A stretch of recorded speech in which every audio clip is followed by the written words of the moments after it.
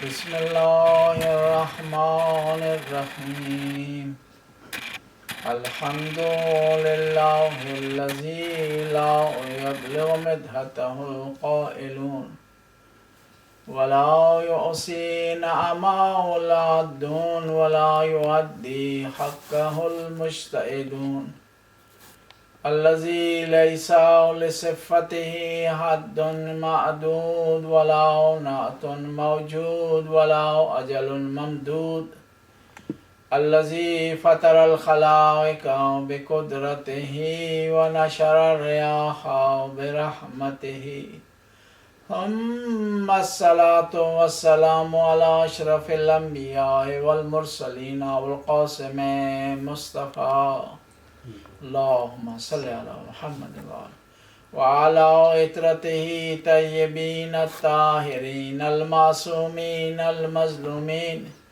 ولعنة الدائم على أعدائهم أجمعين من الآن إلى لقاء يوم الدين بسم الله الرحمن الرحيم كل نفس ذائقة الموت اللهم صل على محمد وآل محمد. آج کی مجلس میرے والد گرامی کی برسی کی مناسبت سے ہے. خداوند تعالیٰ ان کی قبر کو منور فرمائے، ان کے درجات کو بلند فرمائے. میرے والد گرامی کی سال ثواب کے لیے سورہ فاتحہ کی تلاوت فرمائیں. بسم اللہ الرحمن الرحیم الحمدللہ رب العالمین الرحمن الرحیم مالک یوم الدین ایاک نعبد و ایاک نستعین اهدنا الصراط المستقیم صراط الذین انعمت علیہم غیر المغضوب علیہم ولا الضالین. بسم اللہ الرحمن الرحیم قل هو اللہ احد اللہ الصمد لم یلد ولم یولد ولم یکن له کفوا احد. خدایا اس سورہ فاتحہ کا، اس سورہ اخلاص کا ثواب ہمارے تمام خاندان کے مرحومین کو پہنچا، ہمارے چچا صاحبان کو پہنچا، تایابو کو پہنچا، پھوپھیوں کو پہنچا، کوثر کو پہنچا.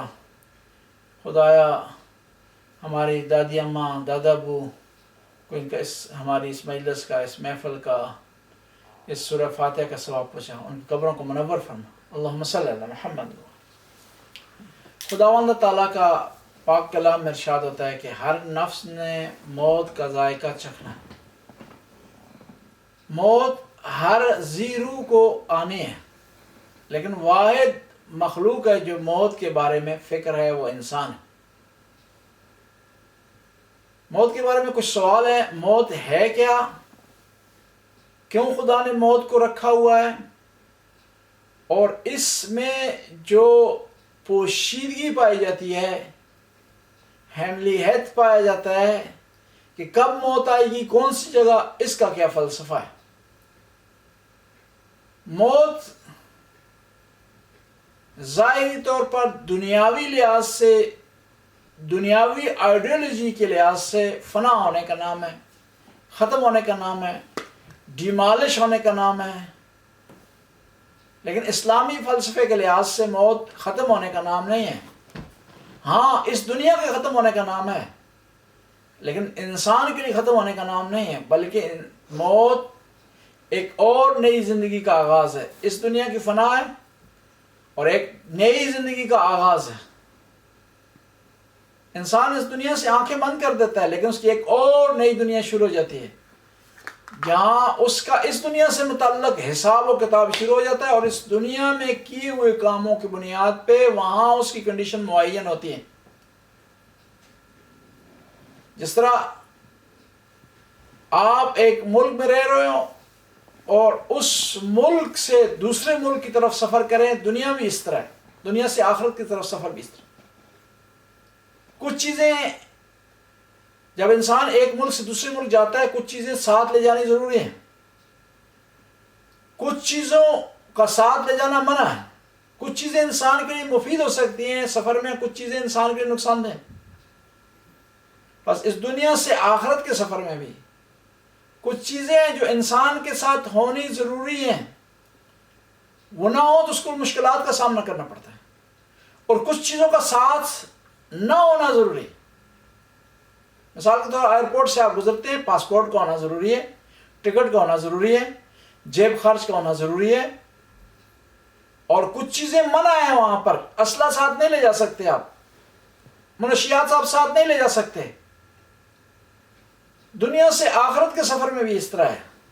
نماز روزہ سفر کے لیے انسان کے لیے معاون ہے. حج و زکوٰۃ مدد دیتے ہیں. غریب کی مدد کی ہے تو سفر میں آسانی ہوتی ہے. اس لیے امیر المومنین فرماتے ہیں کہ ایسا سفر ہے جو پیچیدہ ہے، جس کے احوال سے کوئی نہیں جانتا خدا کے علاوہ مکمل طور پر. اس میں پیچیدگی کیوں پائی جاتی ہے؟ کیونکہ یہ ایک پرسنل ایکسپیریمنٹ ہے، ایکسپیرینس ہے. جو آدمی سفر پر گیا واپس نہیں آیا کہ وہ آ کر بتائے کہ کیا ہوا اس کے ساتھ. یہ ایک وجہ ہے. دوسری وجہ یہ ہے کہ اس کا علم خدا نے پوشیدہ رکھا ہے. اب یہ بھی ایک سوال پیدا ہوتا ہے کہ خدا نے موت کے ٹائم کو پوشیدہ کیوں رکھا ہے؟ کچھ چیزیں خدا نے پوشیدہ رکھی ہیں. قیامت کا علم کسی کے پاس نہیں. کوئی نہیں جانتا کہ قیامت کب آئے گی. جس طرح امتحان میں، ایگزامینیشن میں پوری کتاب پڑھنے کا کہا جاتا ہے، لیکن سوال 5 آتے ہیں. وہ 5 سوال پوری کتاب میں پوشیدہ ہیں. کیوں پوشیدہ ہے؟ اگر وہ پوشیدہ نہ ہو تو ایگزامینیشن لینے کا مقصد ختم ہو جاتا ہے. ایگزامینیشن اس لیے لیا جاتا ہے کہ تاکہ وہ پڑھنے والا پوری کتاب پڑھے. اس کو بھی علم نہیں ہے کہ کب اس نے مرنا ہے. ہاں کچھ لوگ بے خیال ہیں، غافل ہیں، بے غم ہیں. ہمارے گاؤں میں ایک بچہ تھا، خدا رحمت کرے اس کو. مولانا صاحب نے کہا کہ شاہ صاحب نماز پڑھا کریں. کہنے لگا کہ ابھی میری عمر ہی کیا ہے، انشاءاللہ جب بوڑھا ہو جاؤں گا تو پڑھوں گا. تو ایسا خدا کا کرنا ہوا، بیچارہ وہ نوجوانی کی حالت میں دنیا سے چلا گیا. بس خدا نے موت کو پوشیدہ رکھا. موت کیوں رکھی کیوں ہے خدا نے؟ موت اسی لیے رکھی ہے تاکہ لِيَبْلُوَكُمْ أَيُّكُمْ أَحْسَنُ عَمَلًا، تاکہ پتہ چلے کہ تم میں سے بہترین عمل کرنے والا کون ہے.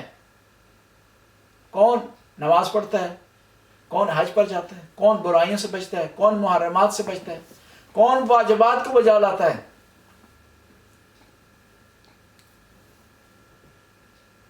خدا نے موت کو رکھا ہے. اور پھر موت خود انسانی ارتقاء کا ایک مرحلہ ہے، انسانی ترقی کا ایک مرحلہ ہے، تکامل کا ایک مرحلہ ہے.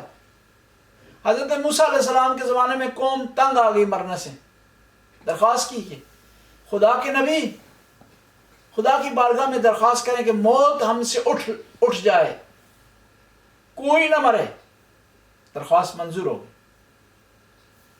اب ایسا ہوا کہ موت ان سے اٹھ پڑی، لیکن خود موت لوگ ان زندگی سے تنگ آ گئے کہ ایک بچہ ہے، اس کو اپنا خرچہ بھی اٹھانا ہے، والدین کا بھی، دادی اماں دادا ابو کا بھی، اور اس سے اوپر جتنا سلسلہ چلے سب کا خرچہ اٹھا رہا ہے. آخر میں خود دوبارہ قوم نے درخواست کی، خدایا موت میں تو نے پاکیزگی رکھی ہے، طہارت رکھی ہے، انسان کی عزت رکھی ہے، لہذا موت کو دوبارہ پلٹا دیا جائے ہماری قوم میں.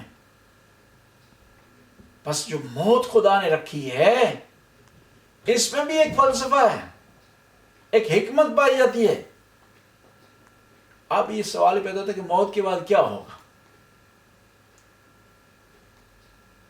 کہتے ہیں کہ جب دنیا سے انسان چلا جاتا ہے تو اپنے ارد گرد کے احوال کو دیکھ رہا ہوتا ہے. اس لیے کہا جاتا ہے کہ جنازے کو آرام سے غسل دیں، آرام سے کفن پہنائیں، اس کو تکلیف نہ ہو، وہ محسوس نہ کرے، سختی نہ کرے بدن کے ساتھ. اور جب اس کو قبر میں اتارا جاتا ہے تو روایت یہ ہے کہ اگر مرد کی میت ہو تو اجنبی آدمی قبر میں اترے تاکہ وہ اجنبیت کا احساس کرنا شروع کر دے. کہتے ہیں جب انسان کو قبر میں لٹا دیا جاتا ہے، خدا کی آواز آتی ہے، اے شخص، وہ اولاد جس پر تو فخر کیا کرتا تھا تجھے تنہا چھوڑ کر چلی گئی، وہ دوست تم سے جدا ہو گئے ہیں، وہ رشتہ دار تم سے جدا ہو گئے ہیں. لیکن خدا کی آواز آتی ہے، اے میرا بندہ، پریشان نہ ہو، دوست تجھے تنہا چھوڑ گئے ہیں، رشتہ دار تجھے تنہا چھوڑ گئے ہیں، والدین تجھ سے دور ہو گئے ہیں، تیری اولاد تجھ سے دور ہو گئی ہے. انا انیسک، میں تیرا ہمراہ ہوں، مددگار ہوں، غمخوار ہوں. اس لیے حکم ہے کہ جنازے کو جب قبر کے قریب لایا جائے نا تو 3 مرحلوں میں قبر میں اتارا جائے، کیونکہ وہ قبر میں نہیں اترنا چاہتا، تنہائی کو اختیار نہیں کرنا چاہتا. قبر آواز دے رہی ہوتی ہے، تو آ جا. انا بیت الوحشہ، میں وحشت کا گھر ہوں. انا بیت الوحدہ، میں تنہائی کی جگہ ہوں. انا بیت الدود، میں کیڑے مکوڑوں کی جگہ. اعمال اچھے نہ ہوں، دنیا میں انسان اپنے گھر کو سجانے کی کوشش کرتا ہے، سجاتا ہے، اسے سنوارتا ہے، لائٹوں کا انتظام کرتا ہے، کہیں اس کا دل گھٹن محسوس نہ کرے. لیکن وہی انسان ایک دفعہ مجبور ہو جاتا ہے کہ ایک تنگ گھر میں رہنے کی عادت بنا لے.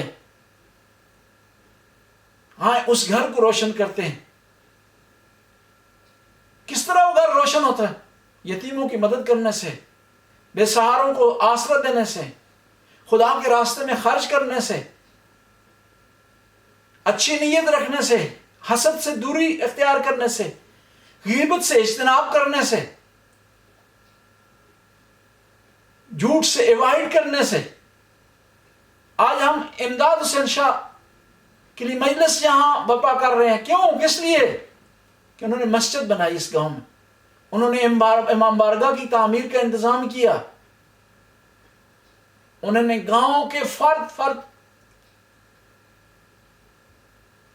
کو جو ہے اخلاق کا درس دیا، اخلاق کا درس دیا. کوئی آدمی گاؤں میں یہ نہیں کہہ سکتا کہ کسی کے ساتھ بد اخلاقی کی ہو، کسی پر ظلم کی ہو، کسی پر زیادتی کی ہو. آج بھی آپ جا کر ٹیکسلا میں پوچھیں کہ آپ کے ہاں کون سا آدمی ماڈل تھا، نمونہ تھا پولیس میں، جس نے سیدوں نے کا حق ادا کر دیا. میں نے والد گرامی سے سوال کیا کہ آپ نے اتنا نام کیوں پیدا کیا اس محکمے میں؟ کہا یہ محکمہ بدنام ہے، لیکن میں سید تھا. میں نے کوشش کی کہ اس محکموں کو خوشنام بناؤں اور اپنے سادات ہونے پر بھی دبا نہ لگے. بڑے بڑے مسائل ہوتے تھے، مشکل حالات ہوتے تھے، لیکن انہوں نے اپنی آخرت کمائی. مجھے یاد ہے جلوس تھا، 10 محرم کا تھا یا 13 کا تھا، 6 کا، مجھے یاد نہیں. میرے والد، ہم جلوس کے اندر تھے ٹیکسلا میں، میرے والد گرامی کی ان کی ڈپٹی تھی وہاں پر ایز اے پولیس مین. لیکن اس ڈپٹی کے دوران میں نے دیکھا ہاتھ ان کا سینے پر تھا، یہاں حسین کر رہے تھے، اپنے آباء و اجداد کو یاد کر رہے تھے. انہوں نے شرم محسوس نہیں کیا. ظاہر ہے ان کے کلیگ وہ اہل سنت تھے. انسان شرم محسوس کرتا ہے کہ میں اپنے کلیگ کے سامنے کوئی مذہبی ایکٹیویٹی کروں، وہ بھی ایکٹیویٹی جو اہل سنت کے ہاں اس کو کوئی ویلیو حاصل نہیں ہے، وہ ویلیو نہیں ہے ان کے ہاں. لیکن کیونکہ اہل بیت سے عشق تھا، امام سے عشق تھا، وردی کے دوران سینے پر ہاتھ جو ہے وہ انہوں نے رکھا ہوا تھا اور ماتم کر رہے تھے، اپنے امام کے حضور نذرانہ پیش کر.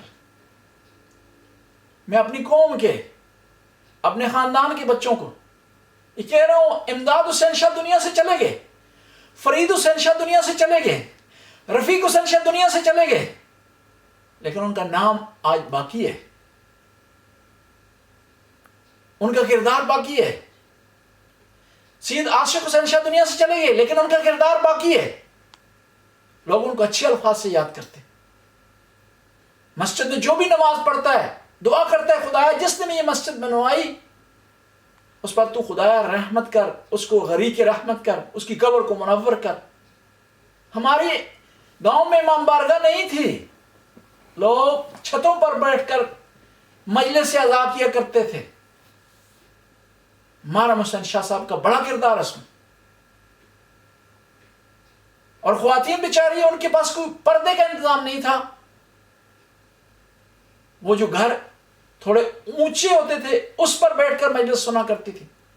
لیکن امداد شاہ صاحب نے قدم اٹھایا، جواد حدیث صاحب کو تجویز پیش کی، انہوں نے کویت والوں کو تجویز پیش کی، تو کیا وہ ہمارے گاؤں میں امام بارگاہ بن گئی۔ اگر وہ امام بارگاہ میرے والد گرامی اس کی بنیاد نہ رکھتے تو آج تک ممکن امام بارگاہ میں نصیب نہ ہوتی، اور سکون سے بیٹھ کر یہاں ہم ذکر ابا عبداللہ نہ کر سکتے، اور آوازیں وہاں سے نہ بلند نہ ہوتی کہ یا حسین، ہائے حسین، السلام علیکہ یا ابا عبداللہ۔ اصال ثواب کی مجلس ہے، ضروری ہوتا ہے کہ اصال ثواب کے لیے، اس کو پائے تکمیل پر پہنچانے کے لیے ذکر اہل بیت ہو، ذکر کربلا ہو۔